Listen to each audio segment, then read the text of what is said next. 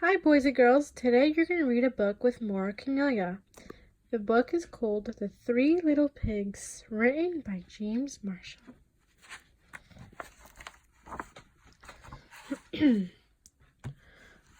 Once upon a time, an old sow sent her three little pigs out into the world to seek their fortune.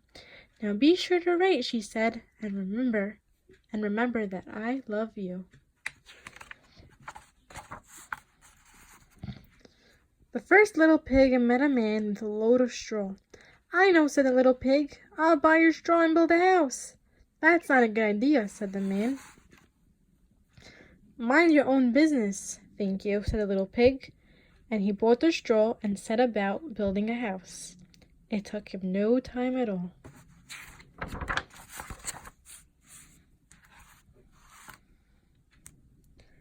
Very soon a lean and hungry wolf happened by.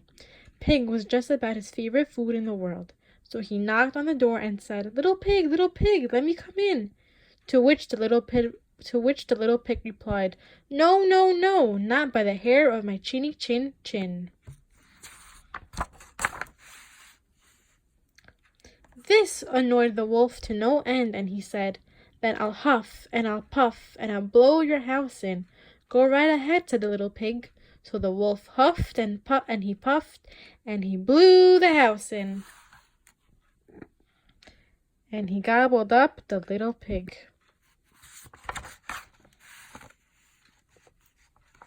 The second little pig met a man with a load of sticks. "I've got it," said the little pig. "I'll buy those sticks and build a house." "I'd think twice about that," said the man. "Oh, pooh," said the little pig. "What would you know?" And he bought the sticks and went to work building a house. "Very pretty," he said. No sooner had the little pig settled into his pretty house than the wolf happened by. He was still hungry, and he said, little pig, let me come in." To which the little pig replied, "No, no, no, not by the hair of my chinny chin chin."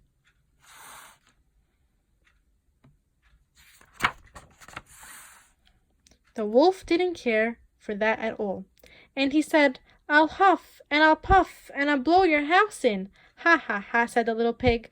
So the wolf huffed and he puffed and he blew the house in. And he gobbled up the little pig. Now the third little pig met a man with a load of bricks. "These bricks will make a fine sturdy house," said the man. Capital idea, my good fellow," said the little pig. So he brought the bricks and set about building a house. It took him quite a bit of time, but it was well worth it.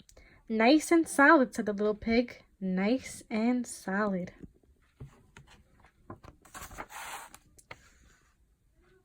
But no sooner had the little pig moved in than he noticed the wolf loitering about.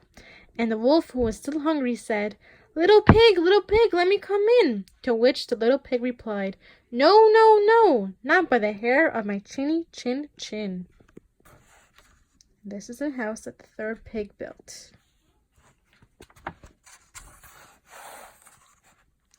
Well, the wolf had heard that before, and he said, "Then I'll huff and I'll puff and I'll blow your house in." "Oh, don't do that," said the little pig. But the wolf huffed and he puffed and he huffed and he puffed until he was quite blue in the face. The house stood firm. Firm means that it stood in place. It did not fall down. "I'll try another approach," muttered the wolf. And he put on his most dazzling smile. "Little pig, I was only teasing," he said. "By the way, I hear tell that Farmer Jones has the most scrumptious turnips. Shall we go pick a few?" "Oh, I'm much too busy now," said the little pig. "What about tomorrow morning?" "Excellent," said the wolf. "I'll come for you at 6. The next morning the little pig got up at 5, hurried off to Farmer Jones' turnip field, picked a basket full of scrumptious turnips, and dashed back home. When the wolf arrived at 6, the turnips were already boiling in the pot. "Sorry, I couldn't wait," said the little pig. The wolf tried not to show his displeasure. No harm done, he said. By the way, there is a lovely apple tree down in Merry Meadow. Shall we go help ourselves to a few apples? I must cook my turnips, said the little pig. Let's meet there tomorrow morning.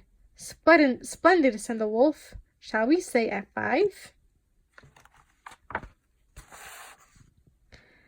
The next morning the little pig was up and went all for the apples. It took longer than he had expected to reach Merry Meadow. And while busy gathering apples in the highest tree, he saw the wolf approaching. Do try one of these, he called down, throwing an apple as far as he could. When the wolf chased after the apple, the little pig shimmied down the tree and made it safely home. The next day the wolf came again. Really, he was quite put out. There's a fair today on Hog Hill, he said. Would you care to go? Why don't we meet there, said the little pig. Will 3 o'clock suit you? Colossal, said the wolf. 3 it is. Just to make sure, he would be there at 2.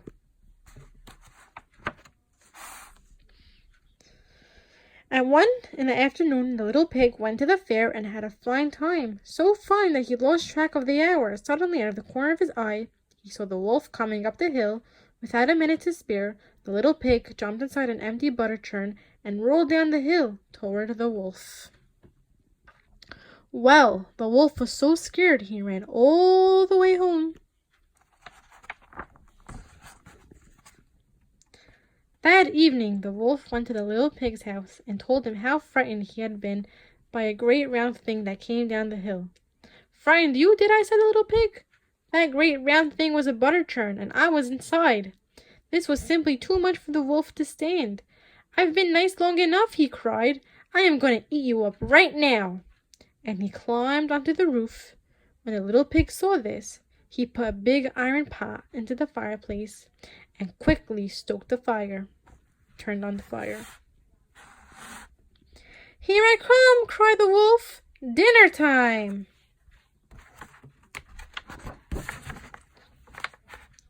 You can say that again, said the little pig, and he cooked the mean old wolf and gobbled him up. The end.